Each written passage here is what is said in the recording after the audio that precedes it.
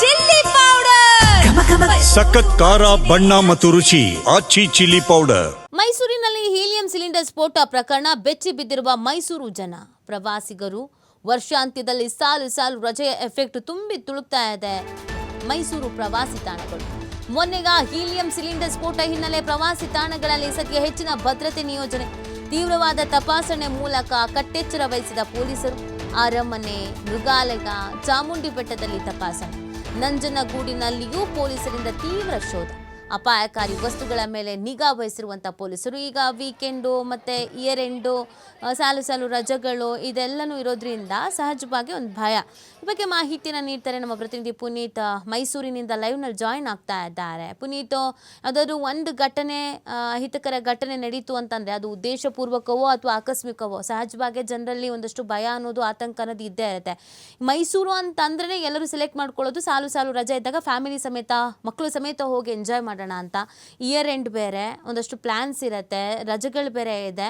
So ಸದ್ಯದ situations ಏನಿದೆ, ಯಾವ ಥರ ಕಟ್ಟೆಚ್ಚರ ವಹಿಸಲಾಗಿದೆ, ಈ ಘಟನೆ ಆದಮೇಲೆ ಹೆಚ್ಚಿನ ಭದ್ರತೆ ಸಿದ್ಧತೆ ಈ ಥರದ್ದೇನಾದ್ರು ನಡೆದಿದೆಯಾ ಪುನೀತ್?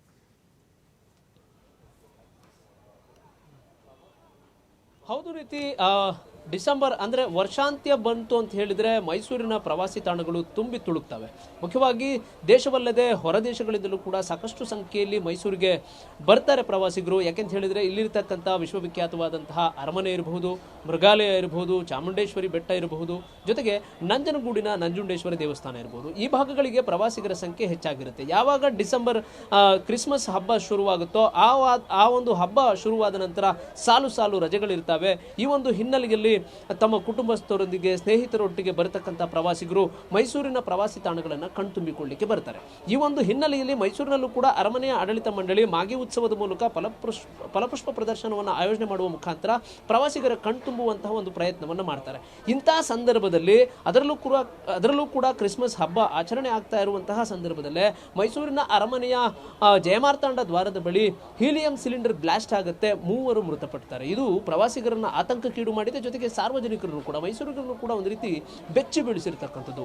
ಈ ಒಂದು ಹಿನ್ನೆಲೆಯಲ್ಲಿ ಇದೀಗ ಪೊಲೀಸರು ಕಟ್ಟೆಚ್ಚರವನ್ನು ವಹಿಸಿದ್ದಾರೆ. ನಾವು ಗಮನಿಸಬಹುದು, ಈಗ ನಾವು ಮೈಸೂರಿನ ಅರಮನೆಯ ಆವರಣದ ಮುಂಭಾಗದಲ್ಲಿದ್ದೇವೆ. ಅದರಲ್ಲೂ ಕೂಡ ಪ್ರವಾಸಿಗರು ಎಂಟ್ರಿ ತೆಗೆದುಕೊಳ್ಳತಕ್ಕಂಥ ವರಹ ಗೇಟ್ ಬಳಿ ನಾವಿದ್ದೇವೆ. ಈ ಒಂದು ವರಹ ಗೇಟ್ ಮೂಲಕವೇ ಪ್ರವಾಸಿಗರು ಒಳಭಾಗವನ್ನು ಪ್ರವೇಶ ಮಾಡ್ತಾರೆ.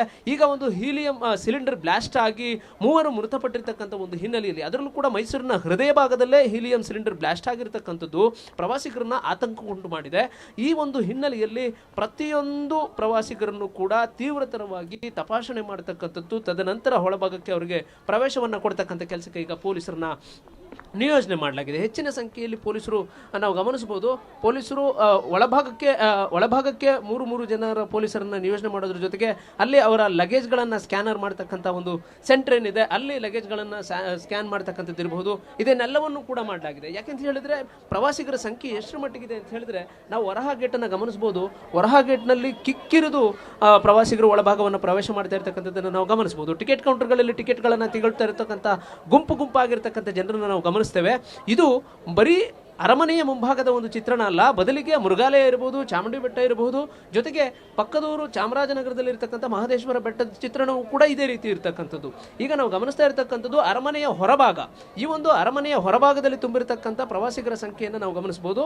ಇದು ಸಾಕಷ್ಟು ಸಂಖ್ಯೆಯಲ್ಲಿ ಇರತಕ್ಕಂಥ ಒಂದು ಪ್ರವಾಸಿಗರು. ಹೀಗಾಗಿ ಮೊನ್ನೆ ನಡೆದಂತಹ ಒಂದು ಬ್ಲಾಸ್ಟ್ ಪ್ರಕರಣದಿಂದಾಗಿ ಒಂದು ರೀತಿ ಹೆಚ್ಚಿನ ಪೊಲೀಸರನ್ನ ನಿಯೋಜನೆ ಮಾಡ್ತಕ್ಕಂಥ ಕೆಲಸ ಆಗಿರ್ತಕ್ಕಂಥದ್ದು. ಆ ಒಂದು ಹೆಚ್ಚಿನ ಪೊಲೀಸರನ್ನ ನಿಯೋಜನೆ ಮಾಡುವ ಮುಖಾಂತರ ಎಲ್ಲಿಯೂ ಕೂಡ ಅಹಿತಕರ ಘಟನೆ ನಡೆದಿರೋ ರೀತಿಯಲ್ಲಿ ಮುನ್ನೆಚ್ಚರಿಕೆ ಕ್ರಮವನ್ನು ವಹಿಸತಕ್ಕಂಥ ಒಂದು ಕೆಲಸವನ್ನ ಮಾಡಲಾಗಿದೆ. ನಾವು ಗಮನಿಸಬಹುದು. ಈಗ ಹೊರಭಾಗವನ್ನು ನಾವು ಗಮನಿಸಿದ್ವಿ, ಒಳಭಾಗವನ್ನು ನಾವು ಗಮನಿಸೋದೇ ಆದರೆ ಮೈಸೂರಿನ ಅರಮನೆಯ ಆವರಣದಲ್ಲಿ ಸಾಕಷ್ಟು ಸಂಖ್ಯೆಯಲ್ಲಿ ಪ್ರವಾಸಿಗರು ಇರ್ತಕ್ಕಂಥದ್ದು. ಪ್ರವಾಸಿಗರನ್ನ ತಪಾಸಣೆ ಮಾಡ್ತಕ್ಕಂಥದ್ದು ಇರಬಹುದು, ಅವರ ವಸ್ತುಗಳನ್ನು ಪರಿಶೀಲನೆ ಮಾಡ್ತಕ್ಕಂಥದ್ದು ಇರಬಹುದು. ಇದನ್ನು ಮಾಡಲಿಕ್ಕಾಗಿಯೇ ಹೆಚ್ಚಿನ ಸಿಬ್ಬಂದಿಯನ್ನು ನಿಯೋಜನೆ ಮಾಡ್ತಕ್ಕಂಥ ಒಂದು ಕೆಲಸವನ್ನು ಮಾಡೋದ್ರ ಜೊತೆಗೆ ಪೊಲೀಸರು ಒಂದು ರೀತಿ ಹದ್ದಿನ ಕಣ್ಣನ್ನು ಇಟ್ಟಿದ್ದಾರೆ ಎಂದರೂ ಕೂಡ ತಪ್ಪಾಗಲಿಕ್ಕಿಲ್ಲ. ಈಗ ನಾವು ಗಮನಿಸಬಹುದು, ಪ್ರತಿಯೊಬ್ಬ ಪ್ರವಾಸಿಗರನ್ನು ಕೂಡ, ಅಂದರೆ ಪ್ರತಿಯೊಬ್ಬರನ್ನು ಕೂಡ ತಪಾಸಣೆ ಮಾಡ್ತಾ ಇರ್ತಕ್ಕಂಥದ್ದನ್ನು ನಾವು ಗಮನಿಸಬಹುದು. ಇಲ್ಲಿ ಪೊಲೀಸ್ ಸಿಬ್ಬಂದಿ ಒಂದು ಕಡೆ ಇದ್ರೆ, ಮತ್ತೊಂದು ಕಡೆ ಬಾಂಬ್ ನಿಷ್ಕ್ರಿಯ ದಳದವರು ಏನಿರಬಹುದು ಅವರು ತಪಾಸಣೆ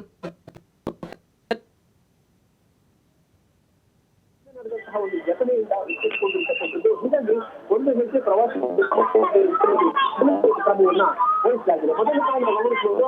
ಬ್ಯಾಗೇಜ್ ಸ್ಕ್ಯಾನರ್ ಏನಿದೆ, ಆ ಒಂದು ಬ್ಯಾಗೇಜ್ ಸ್ಕ್ಯಾನರ್ ನಲ್ಲಿ ಆ ಪ್ರವಾಸ ಪ್ರವಾಸಿಗರ ಒಂದು ಲಗೇಜ್ಗಳಲ್ಲಿ ಇರ್ತಾರೆ, ಅಂದ್ರೆ ಅವರ ಬ್ಯಾಗ್ಗಳಿರ್ಬೋದು, ಅದನ್ನೆಲ್ಲವನ್ನು ಕೂಡ ಪರಿಶೀಲನೆ ಮಾಡತಕ್ಕಂಥ ಒಂದು ಕೆಲಸ ಮತ್ತೊಂದು ಕಡೆ ಆಗಿದೆ. ಹೆಚ್ಚಿನ ಪೊಲೀಸರನ್ನು ನಿಯೋಜನೆ ಮಾಡುವ ಮುಖಾಂತರ ಪ್ರವಾಸಿಗರಿಗೆ ಎಲ್ಲಿಯೂ ಕೂಡ ತೊಂದರೆ ಆಗಿರುವ ರೀತಿಯಲ್ಲಿ ಅವರಿಗೆ ಪ್ರವಾಸಿ ತಾಣಗಳನ್ನು ಸಂಪರ್ಕಿಸಿಕೊಳ್ಳಿಕ್ಕೆ ವ್ಯವಸ್ಥೆಯನ್ನು ಮಾಡಲಾಗಿರ್ತಕ್ಕಂಥದ್ದು. ಯಾಕಂತ ಒಂದು ಘಟನೆ ಪ್ರವಾಸಿಗರನ್ನ ಅಷ್ಟರ ಮಟ್ಟಿಗೆ ಆತಂಕಕ್ಕೆ ಶುರು ಮಾಡಿದೆ. ಹೀಗಾಗಿ ಪ್ರವಾಸಿಗರು ಆತಂಕ ಪಡುವಂತಹ ಅಗತ್ಯ ಇಲ್ಲ. ಮೊನ್ನೆ ನಡೆಸಿರ್ತಕ್ಕಂಥ ಘಟನೆಯಿಂದ ಹೆದರುವಂತಹ ಅವಶ್ಯಕತೆ ಇಲ್ಲ. ಬದಲಿಗೆ ಸೂಕ್ತವಾದಂತಹ ವ್ಯವಸ್ಥೆಯನ್ನು ಕಲ್ಪಿಸಲಾಗಿದೆ ಅಂತೇಳಿ ಈಗಾಗಲೇ ಸೂಕ್ತ ಮಾಹಿತಿಯನ್ನು ಕೊಡ್ತಾರೆ. ಅದು ಆಡಳಿತ ಮಂಡಳಿಗಳು ಕೂಡ ಮಾಹಿತಿಯನ್ನು ಕೊಟ್ಟಿದ್ದಾರೆ. ಆಡಳಿತ ಮಂಡಳಿಗಳು ಕೂಡ ಕೊಟ್ಟಿರ್ತಕ್ಕಂಥದ್ದು.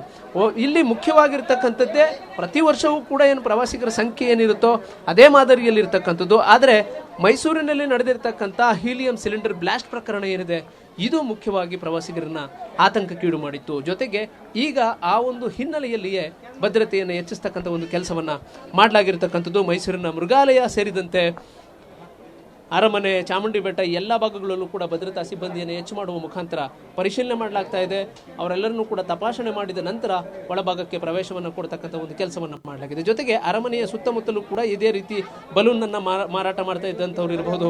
ಜೊತೆಗೆ ಅಪಾಯಕಾರಿಯಾದಂತಹ ವಸ್ತುಗಳನ್ನು ಬಳಕೆ ಮಾಡಿ ಆ ಆಟಿಕೆಗಳನ್ನು, ಅಂದರೆ ಮಕ್ಕಳು ಬಳಸುವಂತಹ ಆಟಿಕೆಗಳಿರ್ಬೋದು, ಜೊತೆಗೆ ಬಲೂನ್ಗಳಿರ್ಬೋದು, ಇದನ್ನೆಲ್ಲವನ್ನು ಕೂಡ ಮಾರಾಟಕ್ಕೆ ನಿಷೇಧವನ್ನು ಮಾಡುವ ಮುಖಾಂತರ, ಅಂದರೆ ಎಲ್ಲಿಯೂ ಕೂಡ ಅವರಿಗೆ ಮಾರಾಟ ಮಾಡಲಿಕ್ಕೆ ಅವಕಾಶ ಕೊಡದೇ ಇರೋ ರೀತಿಯಲ್ಲಿ ಅಪಾಯಕಾರಿಯಾದಂತಹ ವಸ್ತುಗಳನ್ನು ಬಳಕೆ ಮಾಡಿ ಮಾಡತಕ್ಕಂಥ ವಸ್ತುಗಳಿಗೆ ಮಾರಾಟಕ್ಕೆ ಅವಕಾಶವನ್ನು ಕೊಡದೇ ಇರೋ ರೀತಿಯಲ್ಲಿ ಈ ಒಂದು ವ್ಯವಸ್ಥೆಯನ್ನು ಮಾಡಲಾಗಿರ್ತಕ್ಕಂಥದ್ದು ನೀತಿ. Okay, thank you Puneeth. ತಮ್ಮೆಲ್ಲ ಡೀಟೇಲ್ಸ್ಗೆ